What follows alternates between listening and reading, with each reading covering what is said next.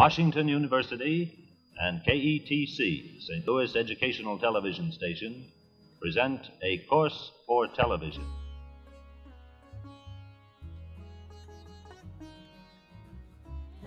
The Religions of Man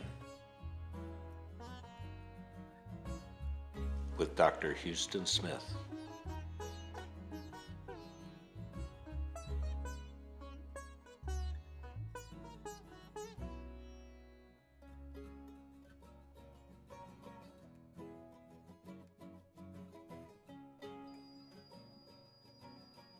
You have been looking at some objects of religious art from all over the world. This, for example, is a Kuan Yin, a goddess of mercy, which comes from China in the Buddhist tradition. It's really a museum piece. And that's all religion is for many people, a museum piece. But that's not the sense in which we're going to be studying it here tonight. Some of these objects, they're very different in kind. Some of them are very lovely. Take, for example, this wood carving of a monk. It comes from Europe around Oberammergau, I believe. It's beautiful. And yet, I'm not an art critic concerned to analyze the style of these various objects and compare them. Some of these objects are very old. Take, for example, this figure of Shiva, the dancing Shiva. Comes from South India. I don't know how old this particular object is, but the Shiva figure is the oldest object, religious object, which the archaeologists have dug up from India. Goes back about 5,000 years.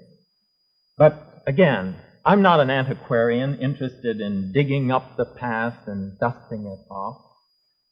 Some of these objects are very strange. There are some strange ones up there on the shelf. Some of these are different. If one puts, for example, these two objects side by side, the Christian monk and this Hindu dancing figure, what a different impression they make. But I'm not an anthropologist interested in comparing and contrasting the various culture patterns of the world. Some of these objects also have some very strange aspects to them. Take, for example, this head of the Buddha. The head itself is very serene. But there were many things about Buddha's life which would sound very strange to you. For example, how in his quest for enlightenment, he tried for a period of time to live on one bean a day, until, as he tells us, when he reached for his stomach, he seized his spine. How he used to press the tongue up against the roof of his mouth and hold his breath so long that he would hear, as he tells us, the roaring of the ocean in his ears, until it felt like a sword was cleaving his skull. Sometimes, when he was trying to concentrate all his attention upon his spirit, he would neglect his body completely, not even bothering to wash it, until again, as the records tell us, the dirt would accumulate until it fell off by itself. But I'm not a tourist guide interested in the shock value of the strange, the bizarre, and the fantastic. No, when I turn to these religious objects, I don't turn to them as relics. I don't turn to them even as historical forces which had great vitality and power and influence in the past, but somehow have become fossilized and outlived their usefulness. I don't turn to these sacred books, the Brahma Sutra, the Torah in here, the other sacred books here assembled. I don't turn to them as if they were simply great literature with high poetic value, or items which would allow us to inspect the past to give us some idea how the old boys felt.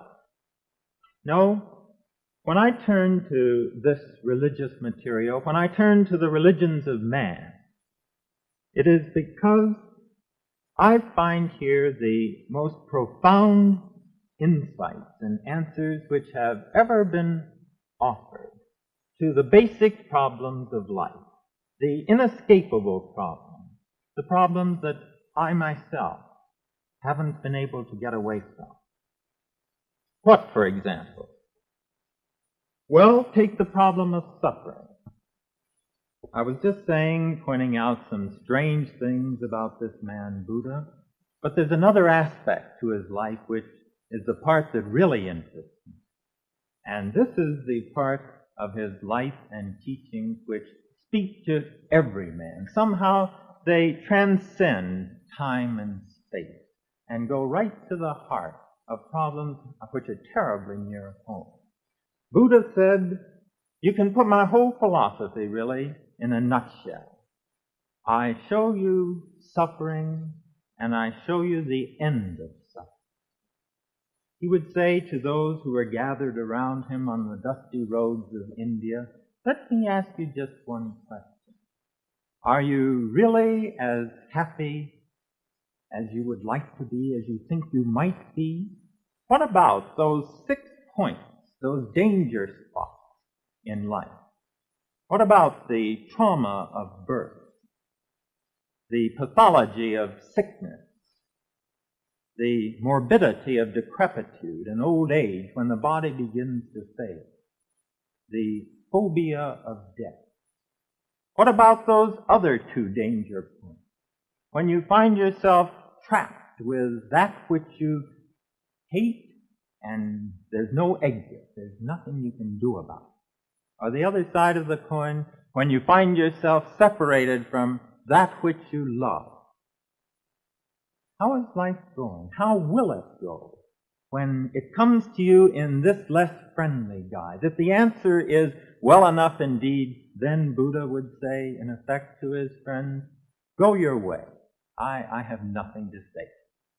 But if there be any pain, those of you who know the meaning of pain and want relief, stay around. There may be some things I can say which will help you. And I, for one, when I hear those words, I find myself lingering. Yes, I've found some things in Buddhism which speak to me very meaningfully about the problem of suffering, as likewise I've also found in Judaism, in the words, the writing of the Torah. Well, we're going to be talking about suffering, some of the answers of the world's great religions to this problem. But how about another problem? Well, let's take a problem which is very much in our public mind these days. The problem of social anarchy. This is what we're really occupied with, isn't it? It's what the papers are full of. International anarchy. We don't have a world government. And here we have the atomic bomb and the hydrogen bomb just poised over. Also the problem of anarchy at home. You must have noticed, as I did, that our crime rate has jumped 100% in each of the last 2 years. That's alarming. How long can it go that way and a society still keep together? Not to mention the problem of juvenile delinquency. Now, are these religious problems? Well, in a way, I guess we think they are, but we think of them sort of as secondarily religious. For the most part, we think of them as being political problems. Oh, it's true that the President of the United States now opens his cabinet meetings with a prayer, but somehow we think of the solution to these as going on in a social sphere.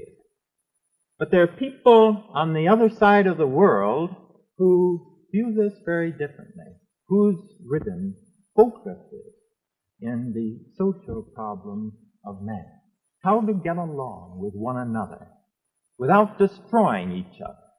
How can we live together in the maximum harmony and creativeness? This really is the heart of Confucius concerned.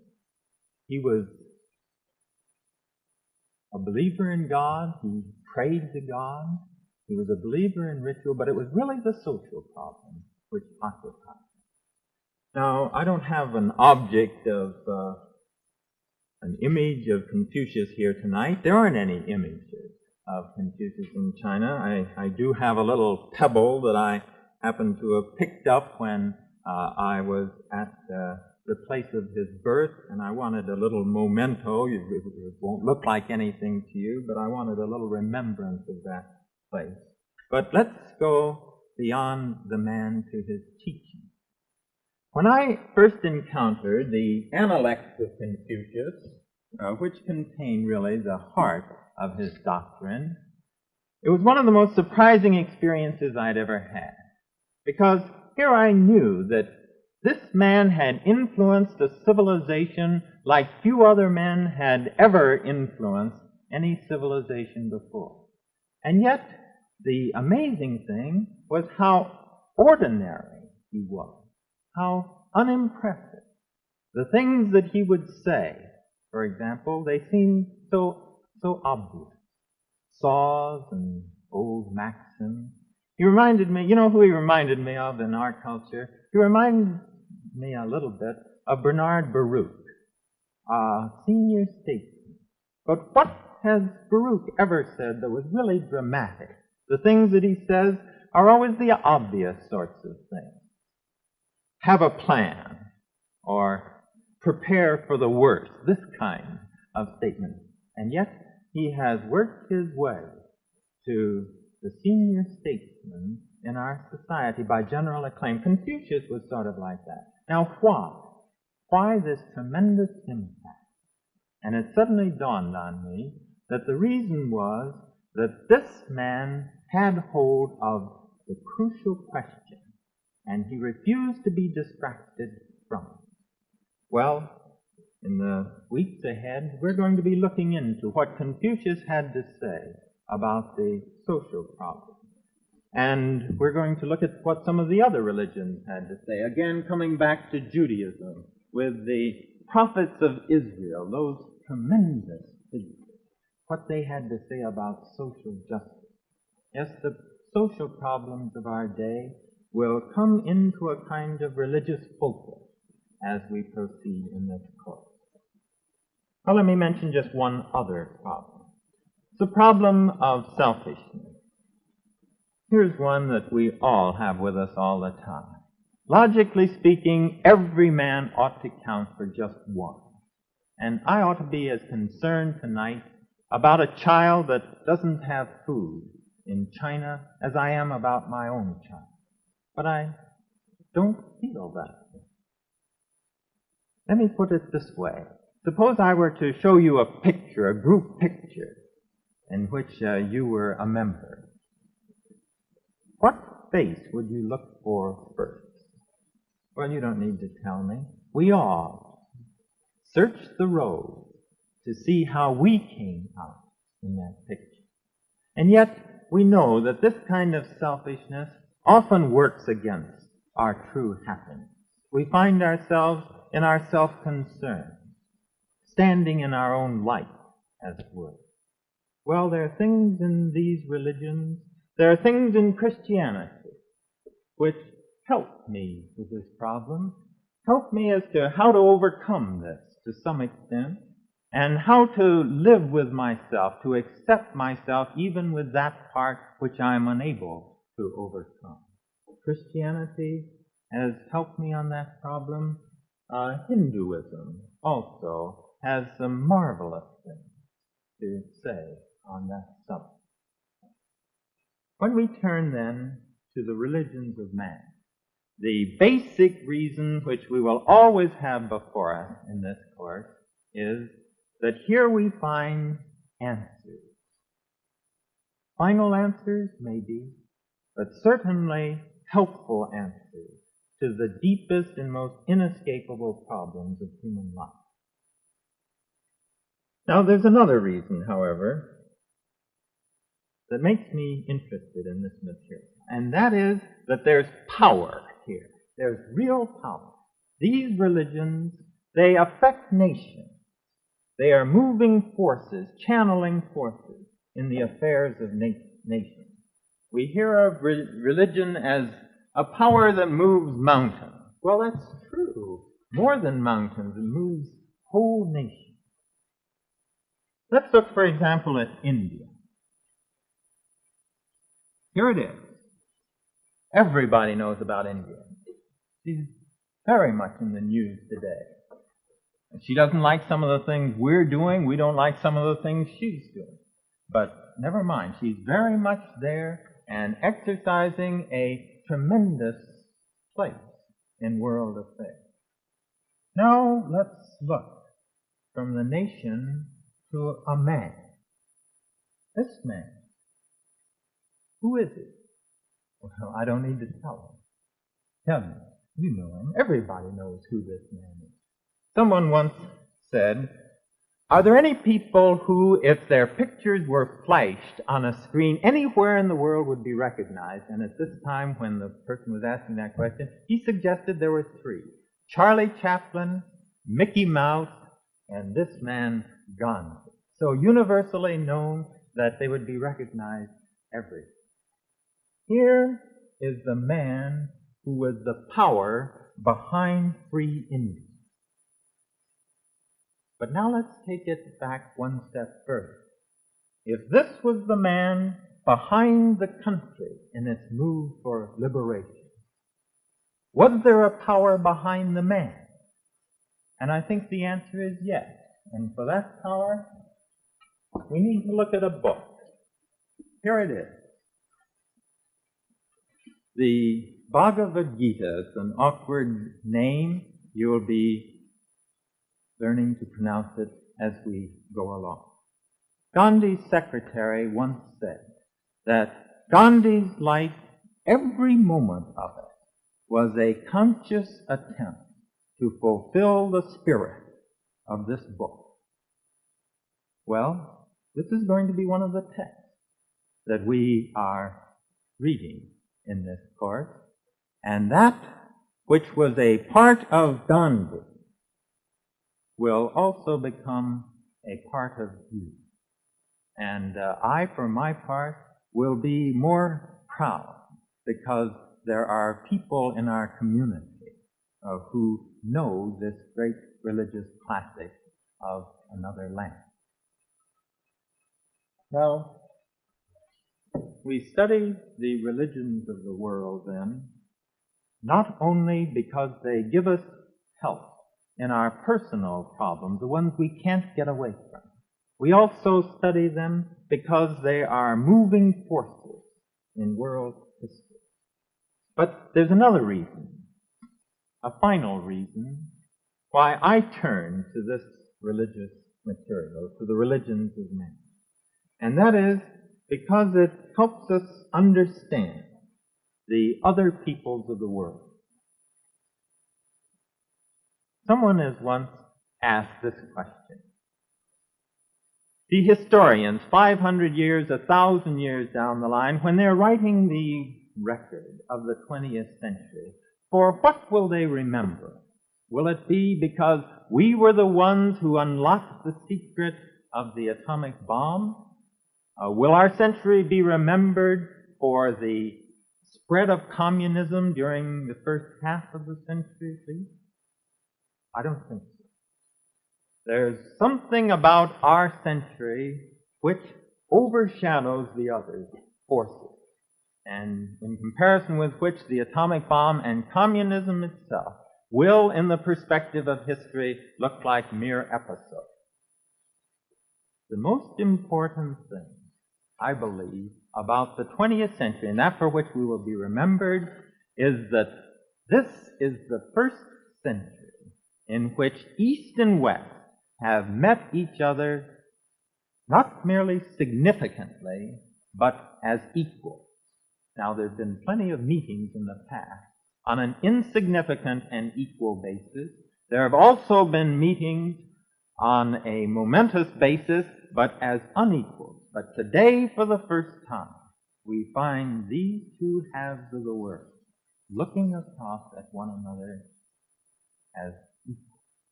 Now, in this situation, nothing is more important, it seems to me, than world understanding. We live in a day when science has annihilated space, when the world has become not so much a globe as a globule. We live in a time when Formosa is in our backyard and India is our next door neighbor. Now, in a time like this, nothing is more important than that the peoples of the world understand one another. Now, I'm not saying that there has been no understanding in the past. Certainly there has. Thoreau, for example, over 100 years ago, could say that his life had been made by two books, Emerson's essay on nature and the Bhagavad Gita, which we were just looking at.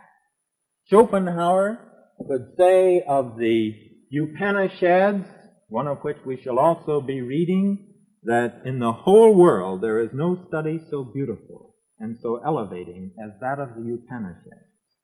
It has been the solace of my life, it will be the solace of my death.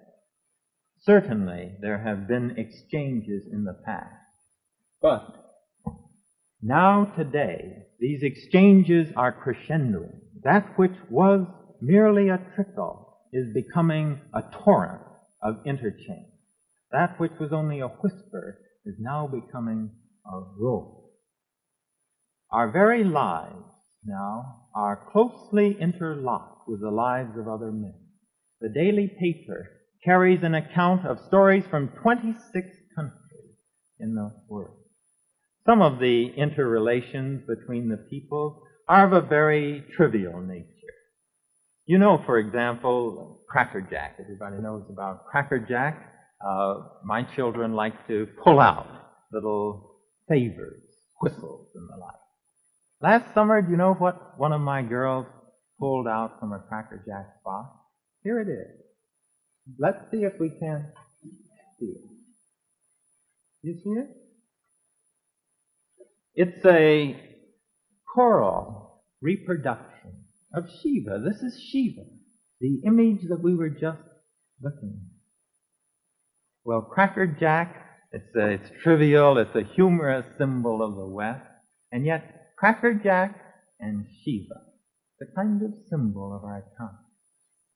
Now, not all the symbols are trivial of this kind. Let me tell you one other, which again to me is a kind of symbol. This is concerns Robert Oppenheimer. I suppose there's no one whose name the public links more with the discovery of the atomic bomb than Robert Oppenheimer. He stands in a way as a kind of symbol for the West. Well, do you remember back to 1945 when the first experimental bomb was exploded on the desert of the sands of Alamogordo? We didn't know about it. It was secret then. But the story came out later. And the reporters crowded around Oppenheimer afterwards. And they asked him, what went through your mind during those final seconds as they were ticking away? 4, 3, 2, 1, down to 0. And Oppenheimer said, well, frankly, I can't remember. I suppose I was concentrating so much on whether the bomb would go off to think about anything else. But I do remember that when the explosion took place, the brilliant, blinding flash and the mushroom cloud rose up, there flashed through my mind a verse from the Bhagavad Gita. Behold, I am come as death, the waster of people. This, too, is a kind of symbol to me of man's interrelatedness. This man, a symbol of the West, but in this crucial moment in human history, what flashes through his mind? A verse from halfway around the world over 2,000 years ago. We live then in a time when any man who is only an American, who is only an Indian, who is only a European or only an Asiatic, is only half human. The other, the universal aspect of his life, has yet to be born. And those of you who follow us through this material will emerge, I feel sure, citizens of the world in a dimension that you have never been before. Now, let me come back in closing to religious art. It's wonderful. It's beautiful. We could fill the studio with marvelous examples. Michelangelo, the Sistine ceiling, we could have the reproductions here. We could have Bach's music filling this room. They're not here. They won't be here. And why not? The answer is because we're not really interested in the aesthetic side. We're interested in the source of this great art, the idea. In a way, you and I here will be standing parallel to Michelangelo and to Bach. We'll be looking at the things that they looked at when they created these works of art. Now, this is going to be a course. There's going to be system in it. There's going to be rigor. There's going to be a good deal of hard work, too. I just thought this morning, it's rather a surprise, I'm going to be on TV. I'm going to have a program. I'm going to be a performer in a way. And yet, I'm not. I'm not a performer. I'm a teacher. And those of you who follow me seriously are students. You're going to be reading assignments. You're going to take an examination. Will it be worth it? Well, ultimately the answer is yours. But two quotations come into my mind. One is that of the medical teacher who says to his students, we're going to be dealing with flesh, with nerves, with sinews. We're going to be dealing with them in a cold-blooded way. But never forget, fellows, this stuff is alive. And that's what I hope you'll never forget during these lessons. The final quote, I think, really, we could come back to Buddha when he says to his people, those of you who have no problems, go your way. We have nothing to say. But if there be any pain, then linger. Those of you who know the meaning of pain and wish release, follow me.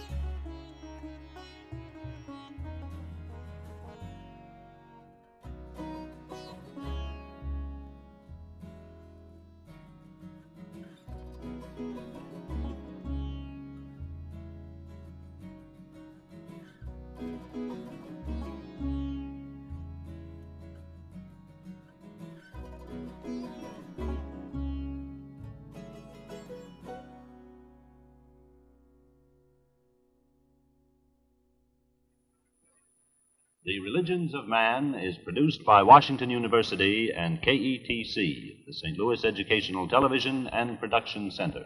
This is National Educational Television.